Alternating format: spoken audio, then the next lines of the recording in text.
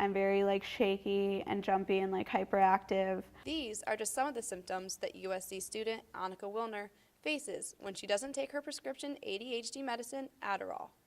She says taking the drug calms her down and helps her with her studies. Like most people with ADHD, she was diagnosed at a young age. She has used the medication since she was 10. Pretty much the rest of my family members were too, because it just runs in our family. But Annika has had trouble finding a pharmacy to fill her Adderall prescription because of the shortage, and this has caused her serious problems. I was driving on Rosewood and I rear-ended a woman in a truck, and I really think it was due to the fact that I wasn't paying attention to detail because I didn't have my prescription. Adderall as a product is one of somewhere between 200 and 250 drugs that are currently in severe shortage. Richland County Sheriff's Department Forensic Director Demi Garvin says about 3 million prescriptions are written for ADHD patients each month. This demand is creating a problem for people who rely on the drug daily. Shire, the manufacturer of the drug Adderall, blames the Drug Enforcement Administration for the shortage of the product because, quote, they dragged their feet on improving an increase in production. But authorities say that the increased demand could have something to do with the fact that Adderall is being bought illegally.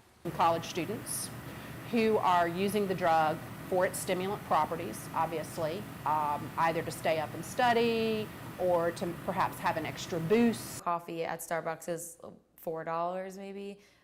That's more than an Adderall. And it's almost like it lasts longer, it takes away your appetite, and you can focus. This USC student asked to remain anonymous because she uses the drug illegally.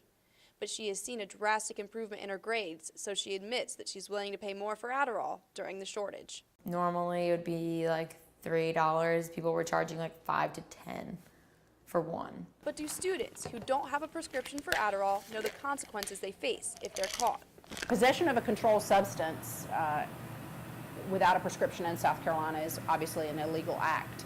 And the penalties, which normally consist of a fine and or a prison sentence. Pretty much anyone that knows that I take Adderall tries to buy it from me. And while the price continues to rise for people illegally buying the drug, Annika has resorted to filling her prescription through an online pharmacy. So, to avoid hitting people, I now take my Adderall every day. Taylor Grant, Carolina News. Danger to society.